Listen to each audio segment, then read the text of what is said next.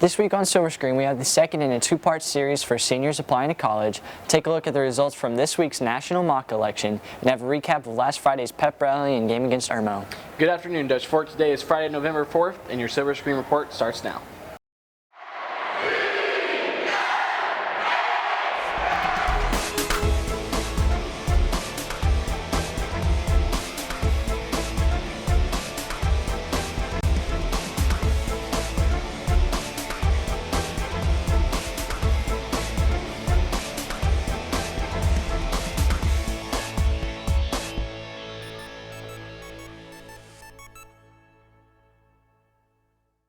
This week, our school, along with 145 other high schools across the country, participated in a national mock election. Votes 2016. Bailey Hunter checked it out. The mock election started in 1988 and has continued every 4 years since. This year, Dutch Fork was able to vote. I think it's a great thing for students to participate in, mainly because most of our students here can't actually vote yet, but the fact that they can participate in the mock election still encourages them to stay involved in politics so that when they can vote, they'll be, the image of a good American citizen, a well-informed voter. To be able to start training that habit of becoming active, participating citizens. It's important that we participate in this mock election because, we're about to be adults, some of us are about to graduate, and, after high school, we're going to have to pay attention to the real world.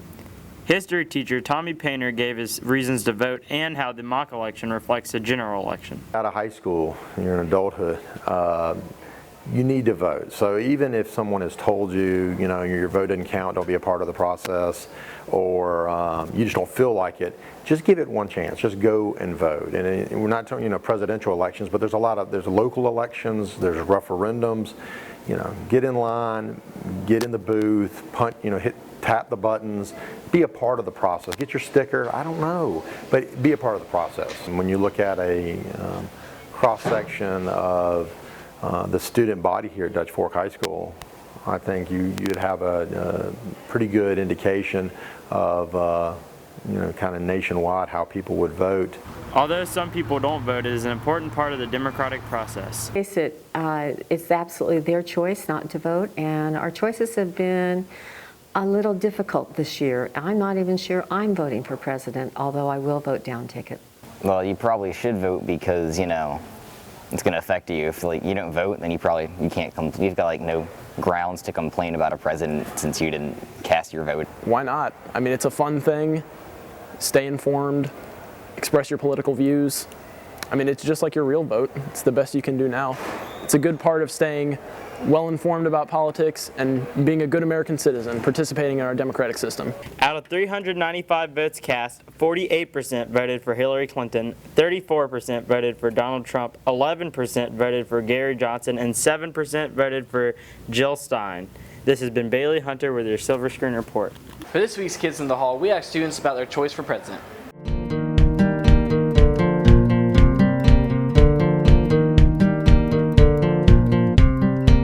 wouldn't vote for anyone because they're both idiots. Neither, because both of them have a lot of negativity there's a lot of negativity on both sides because Hillary has all this classified stuff and then Trump is all for getting rid of immigrants.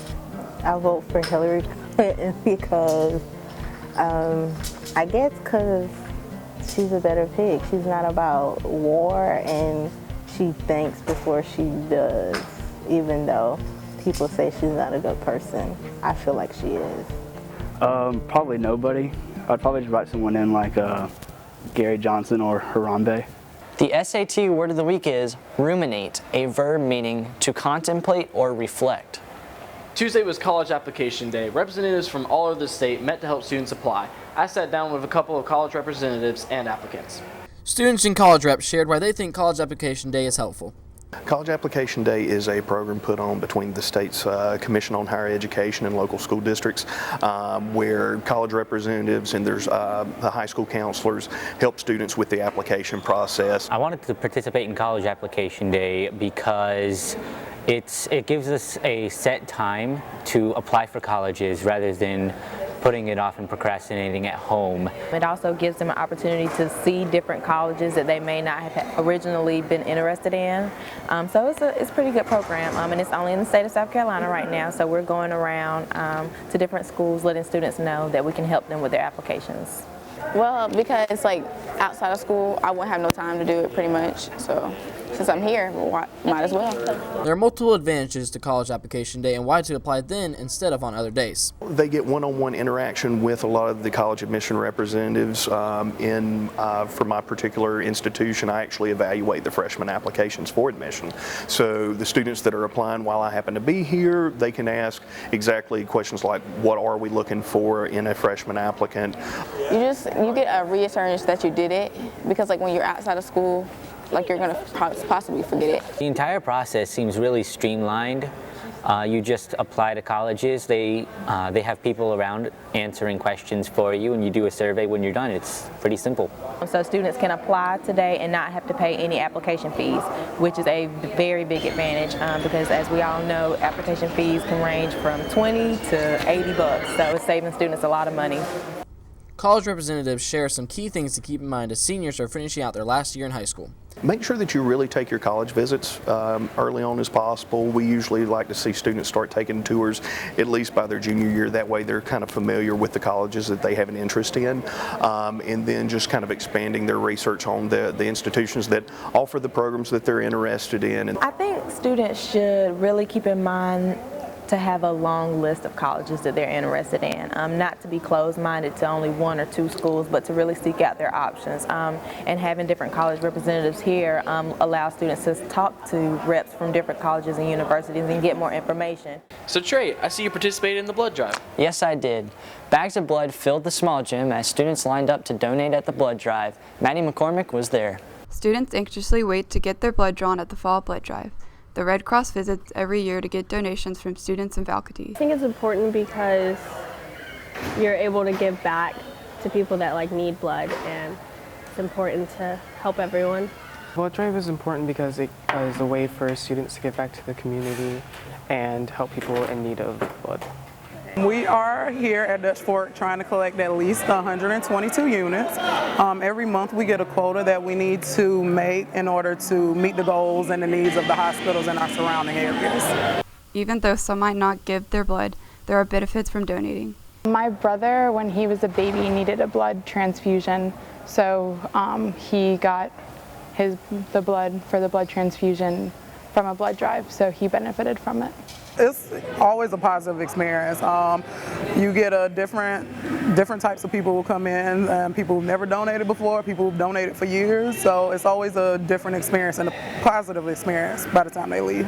Even those that are not old enough to donate say they wish they could. I definitely would donate blood if I were old enough, just because I feel the need to give back to people. And some people aren't as fortunate, and they need blood for surgery and other important medical things. I think if I was old enough, I would do it because I have O negative blood, so it's like the universal donor, and my dad's always done it since I was little, and he's always encouraged me to do it when I was old enough. This has been Maddie McCormick with your Silver Screen Report. Last Thursday night, students in the research classes showcased the work at the annual Research Symposium. Here's Adam Amick with the scoop.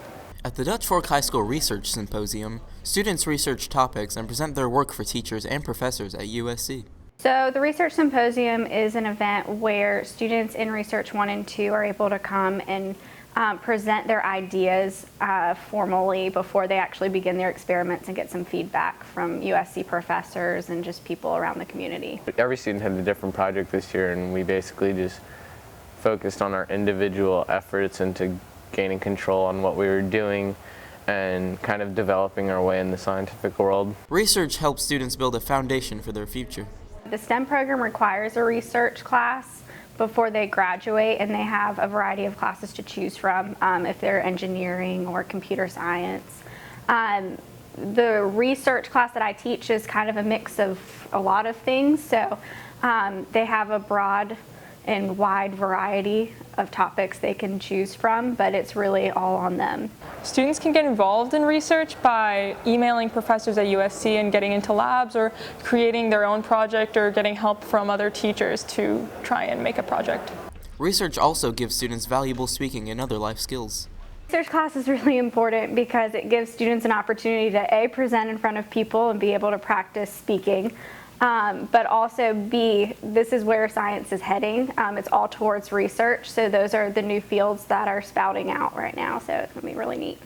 Research is important as a class since, not only is it important to getting a STEM credit if you're in STEM, but it also is helpful since research is an actual very important field in actual real life. And a lot of real discoveries and scientific discoveries happen through research, and so many professors in the college setting take part in really significant research in the scientific community, and beginning that at a young age is very important.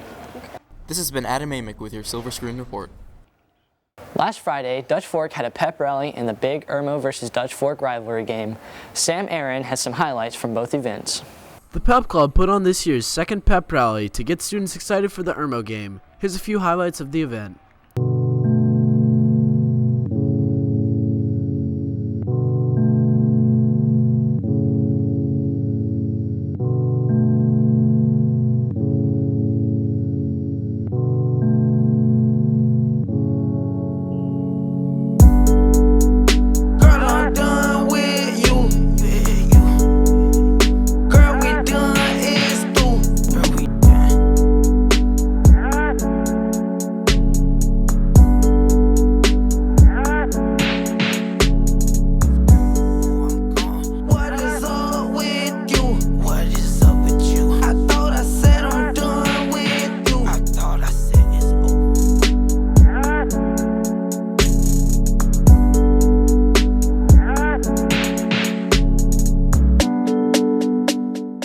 After the pep rally, the Dutch Fork football team kicked off facing the Irmo Yellow Jackets. The Foxes had a field day, first quarter resulting in a 10-0 lead. Dutch Fork dominated the game in plays, first downs, and total offense. The game was a bit closer in time of possession as the Foxes only held the ball for 24 minutes and 30 seconds, while the Jackets had the ball for 23 minutes and 30 seconds. The Dutch Fork's offense was moving. Passing yards totaled at 128 yards, rushing yards totaled at 407 yards, and total yards was 535. Quarterback Reese Nichols and his running back Ron Hoff brought the heat. Nichols ran for 149 yards, averaging a 9.9 yards per play. Hoff ran for 146 yards, averaging around 11.2 yards per play. Following the game, the state newspaper ranked Dutch Fork number 1. Tonight the Foxes face Lexington in a matchup all lower state 5A teams have been waiting for. The 9-0 Foxes look forward to facing the 5-4 Wildcats. For your Silver Screen Report, this has been Sam Aaron. And now for some announcements. Remember that Monday will now be a regular school day to make up for another missed day from Hurricane Matthew. It will be a B-Day. Since schools throughout the district will be used as polling places, next Tuesday will still be a school holiday. Now to Trey for more. Thanks, Caleb. The District 5 Magnet Fair will take place at Seven Oaks Park Gymnasium next Wednesday from 5:30 until 7 p.m. Current juniors will begin registering for next year's classes soon. Qualifying letters for the Teacher Cadet program will be distributed next week. The band's fall concert will be held next Thursday night at 7 p.m. in the auditorium. See Mr. Clayton for more information. Thanks for watching. We'll see you next week. This week on Silver Screen, we have the second in a two-part series for seniors applying to college.